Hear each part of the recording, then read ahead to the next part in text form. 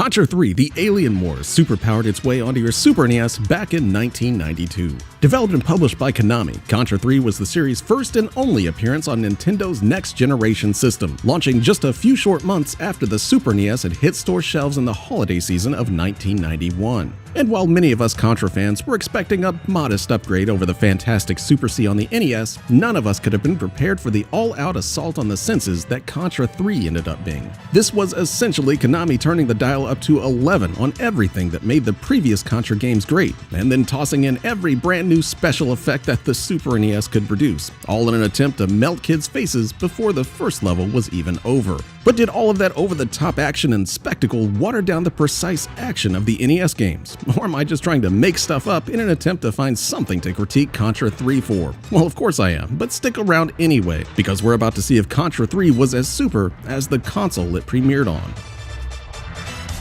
Start up Contra 3 and you get a really nice opening cinematic showing Red Falcon and his gang coming back to Earth and totally nuking an entire city to get revenge for his army being bested thousands of years ago by two generic Rambo-looking guys. As the title of the game points to, this attack starts the Alien Wars, and now it's time for the descendants of those Rambo-looking guys, Jimbo and Sully, yes, that's actually their names, to suit up and take down Red Falcon once and for all. Of course, the story has never been very important to any Contra game since they're nothing more than a vehicle to get you shooting guns at aliens, but the all-out destruction of a city definitely makes for a darker tone than the Saturday morning cartoon vibe of previous games. Once you're totally pumped up to take out some enemy fodder, then go ahead and press the start button to begin your hunt for Red Falcon.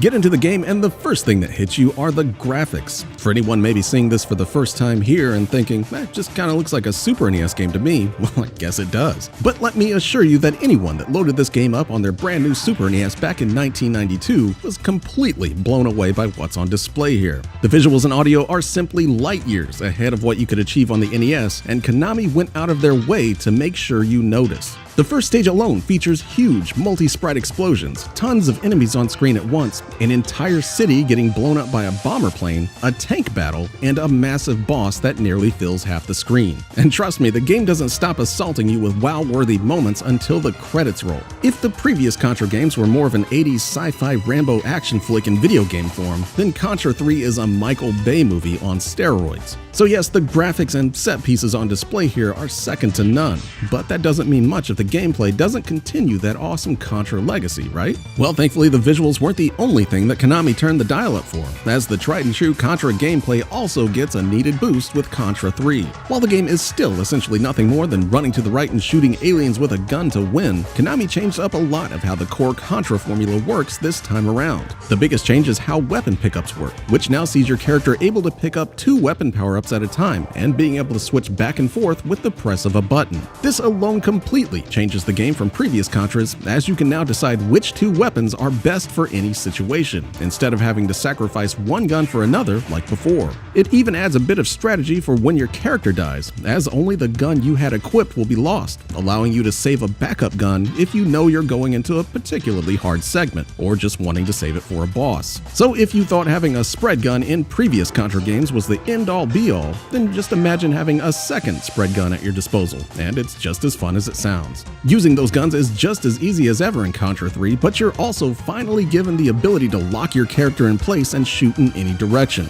This makes shooting at an angle and at enemy weak points much easier than it's ever been, but just keep in mind that you probably won't stay alive very long if you're not constantly running around like a maniac. The game also gives you some screen-clearing grenades that you can throw out to help with the deluge of enemies coming at you, along with some new and returning weapon power-ups to play with that puts a fresh spin on Contra mainstays, like homing missiles and an honest-to-goodness flamethrower. Combine all of that with a much more agile player character that can now climb walls and monkey bar walk across ceilings, and this almost feels like a totally different game than anything we got on the NES, and thankfully that's a really great thing for Contra 3.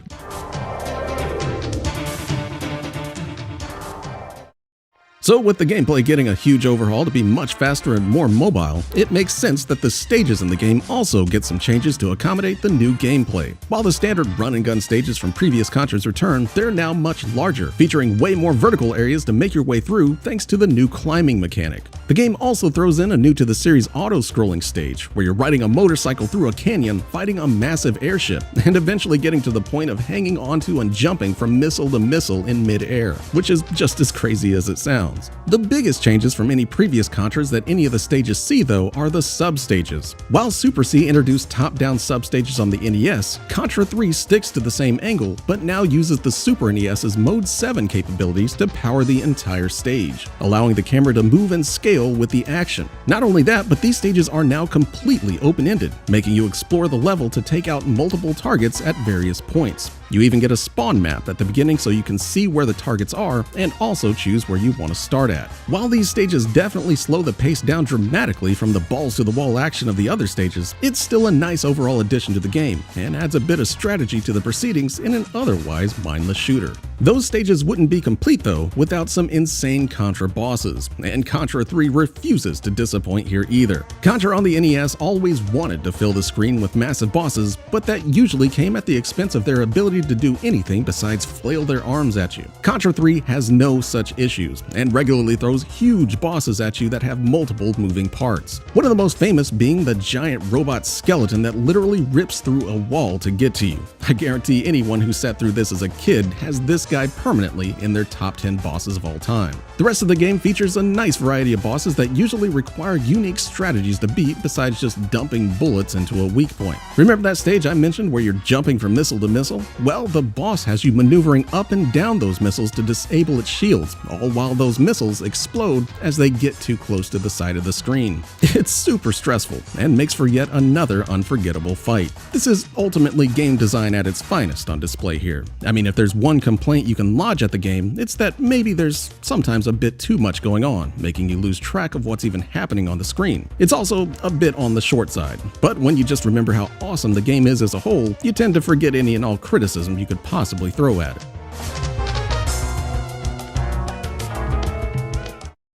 When I remember the first images from magazines for games that were coming out on the Super NES, the game I remember being the most impressed by was Contra III. While Super Mario World and the rest of the Super NES launch lineup looked way better than what the NES could pull off in terms of graphics, it was Contra III that absolutely blew me away with its sheer leap in terms of technology compared to the NES games I'd been playing for years. And even though it may not have been a launch game, when Contra III eventually did hit store shelves a few months later, it was one of the most jaw-dropping experiences I've ever had with a video game. Sure, the graphics and special effects definitely went a long way in dropping said jaw, but it was that classic Contra action brought into a new generation that kept me glued to my Super NES. While some may prefer the more simple, precise gameplay of the NES games, Contra III introduced everyone to an adrenaline-soaked bullet hell masterpiece that many would argue hasn't really been topped to this day. Obviously, I think it goes without saying that if you're a Contra fan or just a fan of insane action games and somehow haven't played this seminal Super NES game, I'm not sure what you've been doing all these years. When the biggest complaint I have for a game is that I think the characters' names are stupid, then you can bet that Contra III is as good as everyone says it is. And finding a copy should be incredibly high on your gaming to-do list. So grab a copy and take down Red Falcon one last time, if only to make Bill and Lance proud by finishing the job they started all those years ago.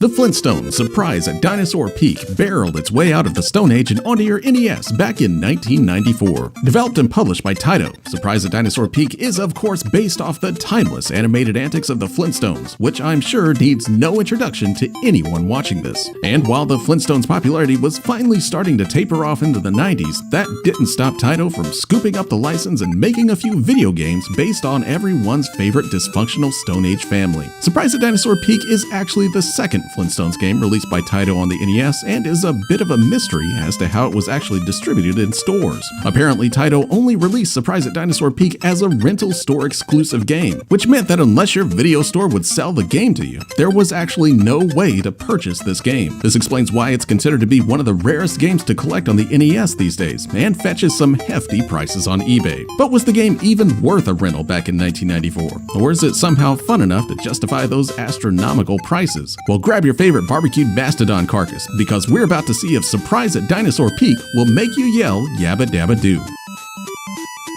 Since Surprise at Dinosaur Peak is on the NES and based off of a cartoon, then you've probably already guessed that we're looking at a side-scrolling 2D platform game here, and you'd be right. Your main objective is to use Fred or Barney to jump, shoot, and bash their way through each stage in their quest to make it to the top of Dinosaur Peak and rescue Bam Bam and Pebbles. At first glance, this would appear to be as standard as 2D platform games get on the NES, probably even drawing several comments as we speak from viewers as to why I'd even bother reviewing this game. Well, if you play the game for more than 2 minutes, you'll quickly realize why Surprise at Dinosaur Peak may actually be worth your time, just besides being a super rare game. While at first it may look like switching between Fred and Barney is just a preference thing as to who you'd want to play as, it actually goes deeper than that, as both characters have to be switched in and out to make it through each stage. Fred is of course the slower of the two characters, but packs a mighty wallop with his club that can also be charged up for maximum damage. He's also the only character able to grab hold of ledges, allowing him to climb up to otherwise unreachable platforms. Barney, meanwhile, has a slingshot that can shoot across the screen but does very little damage, though he's faster than Fred and can jump farther. He's also small and light enough to be able to grab onto vines that he can shimmy across or pull himself up to access higher areas that Fred can't get to. Combine those two playstyles with stages that are constantly making you switch back and forth, and you've got something that's just a bit different than your average NES platformer here.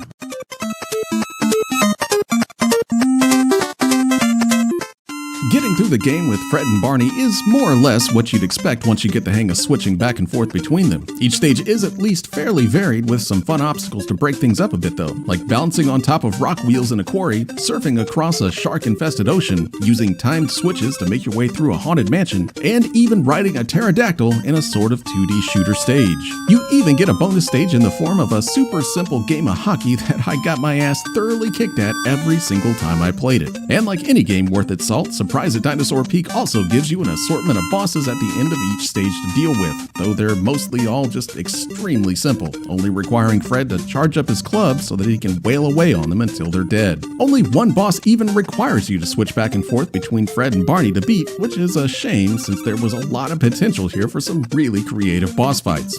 Or I could just be expecting too much from an NES Flintstones game. You also get a few special items to use throughout the game as well, like a hammer that would make any Hammer brother proud, and a bowling ball that just kind of rolls across the ground like you'd expect a bowling ball to do. But honestly, the game is easy enough on its own that I mostly forgot I even had them while I was playing. Speaking of easy, this is definitely a game for the kids, so don't go in expecting much of a challenge here. I hadn't played this game since I was a kid myself, and even back then, I had little difficulty making it through. Combine that with only about 10 or so stages, and you're looking at a game that probably won't last much longer than an hour, even on your first attempt. But in my case at least, it was a highly enjoyable hour. It's a game that doesn't overstay its welcome, and keeps you playing with only a few frustrations here and there. Like the controls can kind of be stiff at times, and those climbing abilities don't always connect like they should, but otherwise this is definitely an enjoyable little game throughout.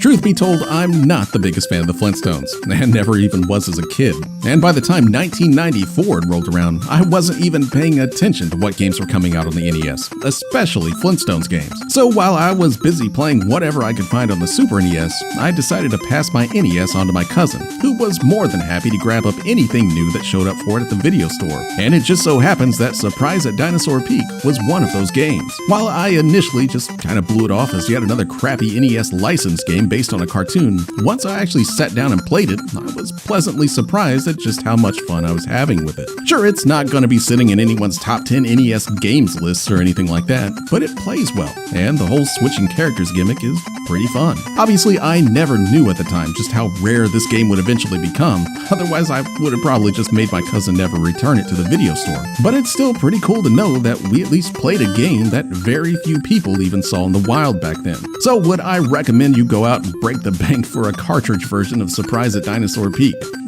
Definitely not, unless you're just some sort of hardcore collector. But if you're a fan of the Flintstones, or just want a fun quick diversion on the NES with a neat gameplay gimmick that keeps things fresh all the way to the end, then definitely run to your nearest emulator and give Surprise at Dinosaur Peak a try.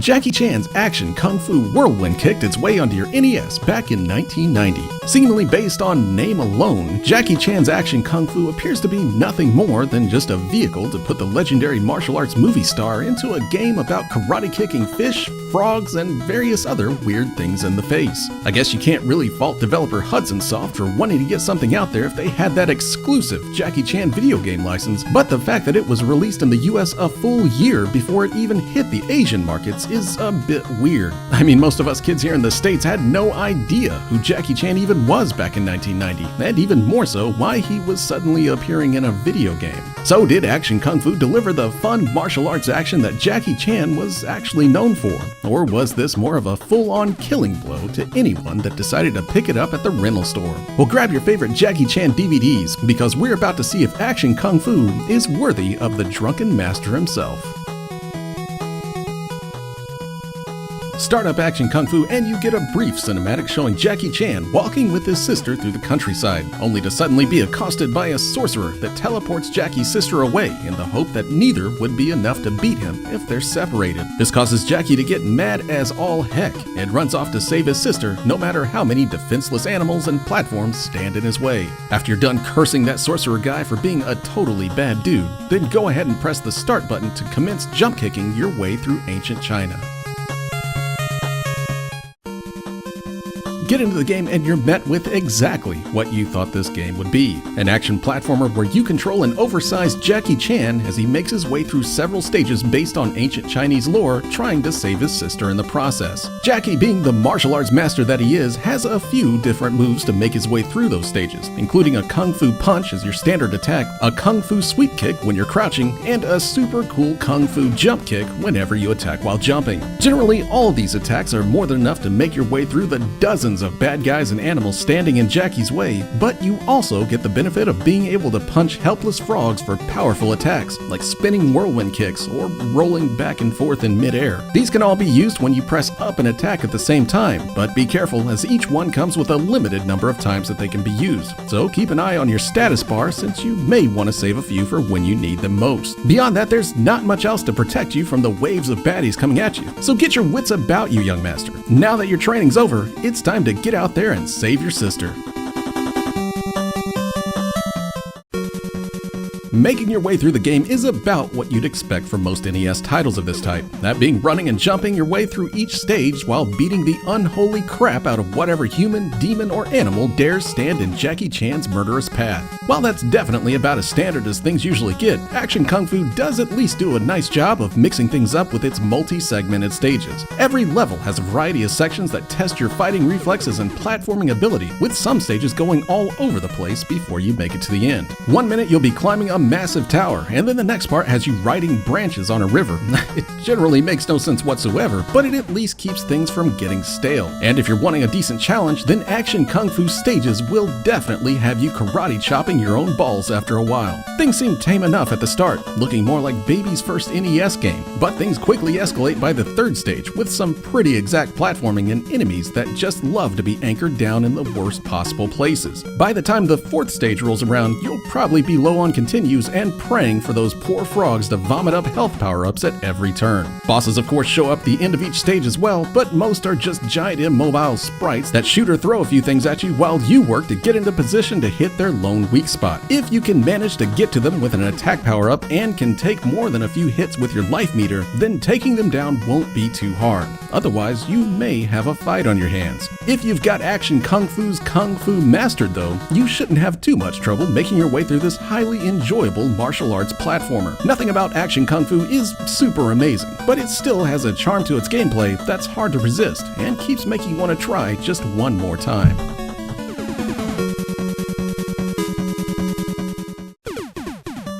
Like most kids back in the day, if I wanted to play any new games for my brand spanking new NES, then a trip to the video store was what needed to happen. Of course, even renting a new game could be a huge gamble since we didn't have the internet to check or countless video reviews to watch to see if it was worth our hard-earned $4. All we had was word of mouth and magazines that were usually just trying to sell us on every game, regardless of their quality. Sometimes you just had to go with your gut, and that's ultimately what I did with Jackie Chan's Action Kung Fu. Hell, I'm still not really sure why I rented it in the first place, because, the box looks really weird and was based on some Asian guy that I knew nothing about at the time. But for some reason, I took it up to the counter to take home, and I'm really glad I did. What I'm trying to get at is that Jackie Chan's Action Kung Fu is that ultimate unknown surprise game rental to me. Something that has every right to be an absolutely awful game, but somehow turns out to be an awesome memory for just how surprisingly good it turned out to be. And Action Kung Fu is a genuinely great game that's held up well over the years.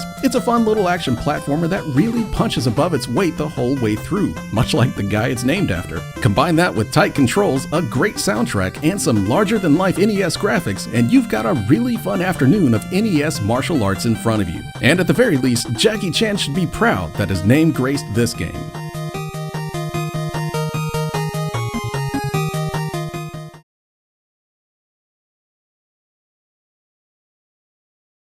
Gremlins 2, the new batch, escaped from the labs and onto your NES back in 1990. Developed and published by Sunsoft, Gremlins 2 is of course based on the movie of the same name. While the first Gremlins movie was much more of a horror movie wrapped up in a kid's movie disguise, the second film went full-on live-action cartoon, featuring tons of over-the-top slapstick comedy and campy guest appearances, like Hulk Hogan breaking the fourth wall and throwing down on some gremlins that stopped the movie at one point. Now? Okay, you guys, listen up. People paid good money to see this movie. When they go out to a theater, they want cold sodas, hot popcorn, and no monsters in the projection booth. Okay, I admit that part was actually pretty great. But even with the different tone though, the movie still did pretty well, and of course spawned its very own NES game for fans of the movie to grab up at video stores everywhere. So was Gremlins on the NES just as big a disappointment as the second movie was for a lot of fans at the theater? Or is this game worth grabbing from your local ancient Chinese curio shop? We'll grab your favorite bow and arrow made out of paper clips and rubber bands, because we're about to see if Gremlins 2, the new batch, is worth keeping out of the sunlight. Start up the game and you get a nice little cinematic showing Gizmo being set free by his previous owner Billy inside the office building where he works at. Continuing to be the irresponsible owner he's always been though, it's not too long before Gizmo gets loose and gets some water on him, causing his evil brethren to be born, thus beginning Gizmo's objective of making it through the building and destroying all of the gremlins he's created on the way. This is of course a much more condensed version of the actual movie plot, but at least they tried to follow it somewhat, which is more than you can say for a lot of NES games based on movies. After the cinematics fade to black, it's time to take control of everyone's favorite Mogwai.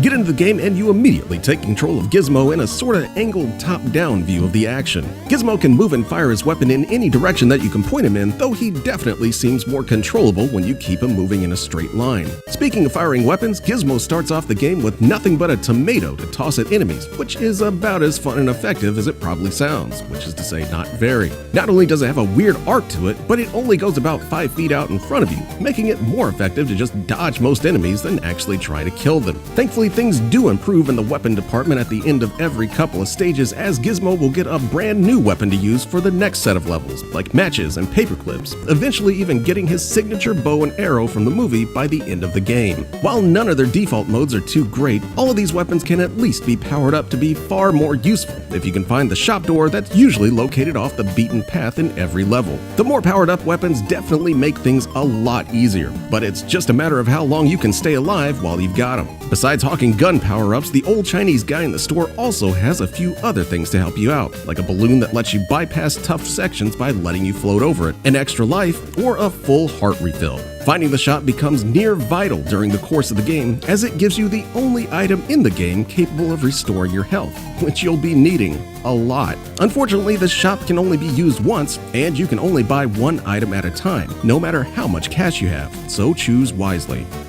Once you got the basics down, getting Gizmo through each level is a pretty straightforward affair. The levels themselves are mostly linear, with the only branching paths usually leading to the aforementioned store. Populating the early levels of the game is a bunch of NES bad guy rejects like bats, spiders, and everyone's favorite, giant bouncing tomatoes. Thankfully, a variety of gremlins do eventually show up to make things a bit more interesting, though there's sadly only a handful of them to last throughout the rest of the game. You do at least get a few movie-specific gremlins making an appearance, like the flame-burping gremlin and the skateboarding gremlin that tosses bombs. These at least add some variety to the proceedings, though pretty much every enemy in the game is incredibly annoying due to their erratic movement and cheap placement. You also get some gremlin bosses to do battle with at the end of every couple of stages, starting with stage 2-3. The bosses themselves really aren't too hard, but the biggest challenge is making it to them with more than one heart container at your disposal, since the game is a big enough asshole to not refill your hearts at the end of the stage. And if you die at the boss, then you're sent back to the previous stage to do it all over again before you get another shot at the boss. Thankfully, the boss patterns are easy enough to memorize that it shouldn't take more than a couple of times to get down, even if you barely have any life left when you do get to them. While this makes it sound like Gremlins 2 should be a decently fun licensed game, all of that goes right out the door the minute you start playing it. The first big problem is Gizmo's movement. While he's not hard at all to move around the screen, the overall feel of it is just a bit too twitchy. He just feels like he's moving around too fast, which can and will cause multiple runs off of ledges and into obstacles. In fact, the whole game seems like it's running a bit too fast, and would be easier to deal with if it was dialed back by maybe 5 or 10%. It also doesn't help that Gizmo has a tendency to get stuck on walls and corners a lot, which just adds more to the frustration levels. But by far the biggest sin that the game commits is its insane platforming sections. While the first few stages throw some small jumps and platforming at you, nothing can compare to the insanity after that. Some of these sections are almost impossible, with multiple hazards and jumps that poor Gizmo just isn't capable of making unless you have the controls 100% mastered. And even if you do, the random placement of some of the enemies that can knock you off into the abyss below will have you screaming in disbelief. Combine this with Gizmo's already twitchy movement on top of that awkward overhead view, and this turns into a sheer test of willpower after a while. Unfortunately, the game just simply isn't fun enough to warrant getting by these sections, so most people will probably do what I did as a kid and switch the game off after multiple trips back to the beginning of the stage.